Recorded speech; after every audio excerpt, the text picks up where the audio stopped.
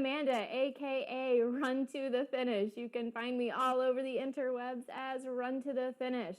I help new and experienced runners get through the physical, emotional, and mental blocks that are keeping them from achieving the goals that they want.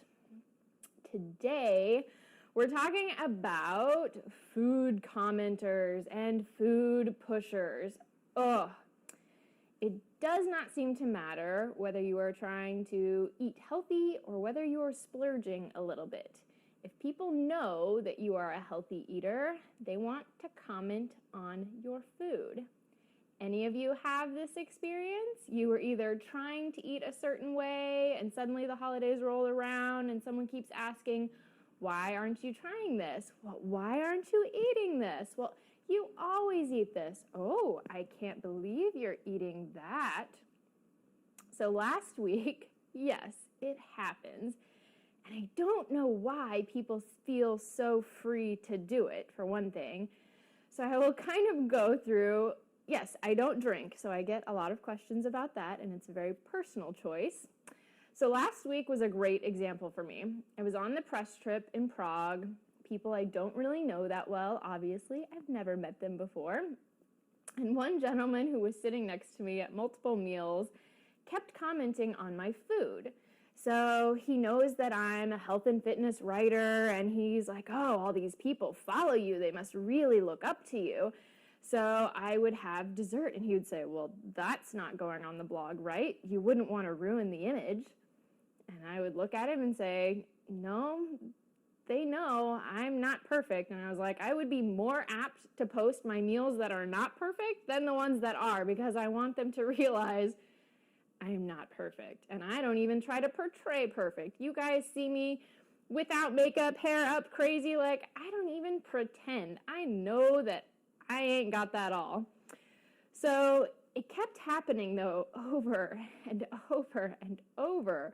Or I would have something really healthy, and he would be like, oh, look at the rest of us eating blah, blah, blah, and you're with a salad.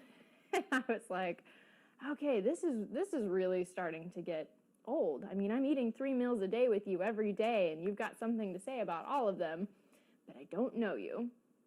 So I did finally just sort of say, hey, I know you're probably being funny, but, it's not really that fun to have someone comment on all my meals. I'm just enjoying them. I'm choosing the things that feel good for me right now. So I'm glad you're enjoying yours. I'm enjoying mine. And I just tried to be very, kind of funny about it and sort of, not a big deal. Oh, I like mine. You like yours. And he did stop after that. But with family, I've noticed it's not that easy. And why? It's because we have all of this emotional baggage that comes along with family. Yes, especially when you're in public, because so this is what my husband and I go through when we go out to eat. As he says, it's not per se that I am a picky eater, it's that I know exactly what I want to eat. And so I will be looking through the menu like, none of this is exactly what I want. Like, I want a whole bunch of vegetables. Can someone just give me a whole bunch of vegetables? Beth, thank you for inviting followers. If anyone else is finding some value, I would love it if you did that. I am finding that Periscope notifications aren't always working, so inviting people helps a lot. Yes, so I'll go through the menu. In particular, let's be honest, in Prague, what do they eat? Meat and potatoes. Like, that was the menu, like, over and over and over. And so I would just kind of step aside. Awesome, thank you. I would kind of step aside with our guide and say, listen, is there any way we can ask about just a salad? Like, I don't need anything fancy. Maybe they could just steam some of these veggies instead of doing them all in butter, because, I am trying to avoid dairy so I don't get sick on you. And what I realized was there was another gentleman there he was Jewish, and so he was trying to eat kosher. And you know what? He didn't have a second thought about going up to our guide and saying, listen, none of this is kosher. I don't eat pork. This is a problem for me. So what can you do? So I was like, why should it be different for me? So he has a religious reason around why he wants to eat that way. But you know what? I have a personal reason as to why I don't want to eat food coated in butter and deep fried. It makes me feel like crap. I'm already on like an 8-hour time change. I don't need to feel any worse. And it's this very interesting cycle, though, like where for certain things we think, oh, it's totally fine. Of course they should ask. But we have every right to ask too. And sometimes, you know what, there's not a good option. And I'll be very honest, sometimes there's just not. And so I would do the best with what was there. I had chicken broth or whatever because that was kind of the first course and a side salad. And I left it at that. And it was fine. I know that there's more food coming. I think that's one issue we've talked about here before is we get this weird like, oh, what if I don't get a chance to eat again? So then we eat the stuff that sort of makes us feel crappy anyways.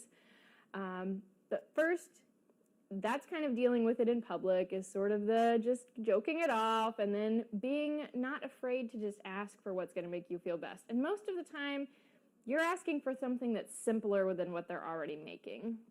You just want the raw veggies or the steamed veggies, so it's not that big of a deal most of the time. Now, when it comes to family, I do think it's a little bit harder. So I know you guys have said in public you see it, but definitely those of you who also see it in your family, let me know. I still have it. I mean, I've been changing my eating habits for, 13 plus years, and I still get the food comments, particularly when I visit David's family, whom I love and adore in Iowa. It's very,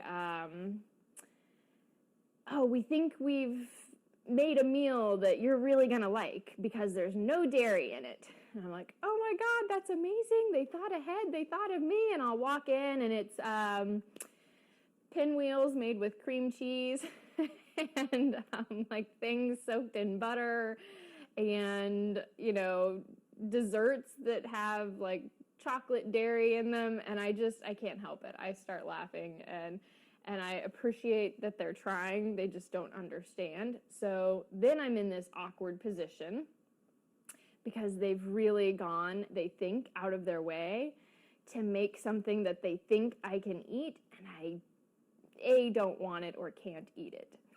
And so that's kind of the point where you have to come at it from love.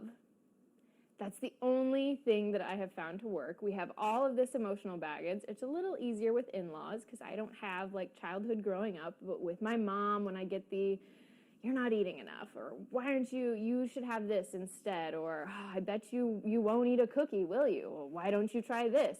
You have that instinctive kind of, I'm going to battle you response because you grew up with it. You battle authority a little bit. Even if you love them, it's still there. So for me, it's always been kind of learning to take a couple steps back, know that it's going to happen in advance, and just be thinking in my mind, I will approach all of this with love. I will approach all of this with love.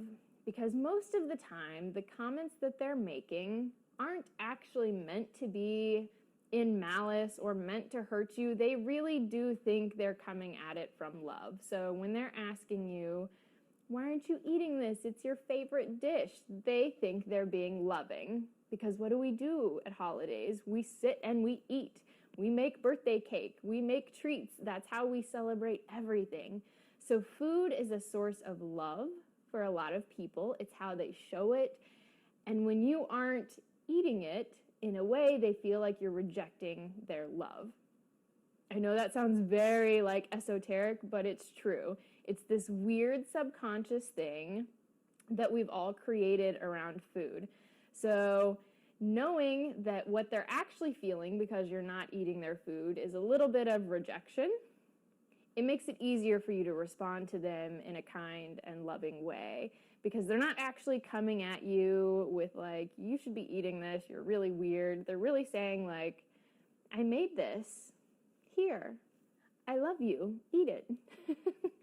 And so if you can come at it from more of the like, this is so amazing and you're right, I did used to just adore your pie and I did used to just eat the heck out of these mashed potatoes. They were like my favorite thing and you know what, I could probably dive into them right now, face first. but I'm going to wake up tomorrow and not feel well. And let's be honest, I'm not going to be any fun for anybody for the rest of the weekend if I don't feel well, right? So when you're coming at it that way, it's a little bit easier for them to kind of accept it because you've said, like, I love you and I appreciate you. And even, with my dad still likes to say, you're too skinny, you've gotten too skinny. And part of that is because he sees me only twice a year and he still thinks of me when I was 30 pounds heavier. I haven't changed weight in like 10 years. And so I just have to say to him, I promise you I am very healthy. And then he'll watch me eat for a few days and realize I eat more than him. And, you just have to kind of keep coming back to that idea that what they're really doing is coming from a place of love. Now, there are the couple of exceptions in every household where they aren't coming from a place of love. They are coming from a place of potentially jealousy or just being kind of a crappy person. That happens too. So they're the person that because you've lost weight or because things are going so well for you, they kind of start pushing on you because they haven't done it. So they start pulling now you're going to make me feel bad for eating this. Well, you know what? That's their issue. I got a lot of that for a long time. Oh, you're going to make me feel bad then because I'm having a second piece of dessert. I'm like, I don't care if you have a second piece of dessert. I have a second piece of dessert some days. I just don't want it right now. I don't care. And so you just sort of let them know, you know what? I don't care what you eat. I'm only concerned with what I eat. So you don't worry about what I think, and I won't worry about what you think, and everybody will be fine. You just have to kind of keep letting them know, like, it's not a big deal. And eventually, if it just keeps going, you just don't respond, or you have to say, listen, this is too much for me. I don't want to keep having this conversation. I appreciate where you're coming from, but I'd rather just not talk about my food anymore. And to be honest, that's what I had to say to my mom. I had to say, I love you, and I know what you're trying to get across, but the food commenting is just not fun for me anymore. So I know that you think my green smoothies are weird, and you say ooh and ick every time I pull out a salad or fish because you don't like them, and that's fine. I am never going to make you eat them, but I am going to eat them, and so I don't want you to be making ooh and disgusting noises while I'm trying to enjoy my food. And she did let it go after that. It's always, though, trying to say it from that place of love rather than the place of anger because it is so annoying that they won't stop doing it. Okay. That was a bit of a rant today, but I think it's one that's really helpful. Just as the holidays come up, it is a huge, huge thing. And I will say, that's just on the food side of things. Oh, Ashley, thank you. I'm so glad. I'm so, so glad.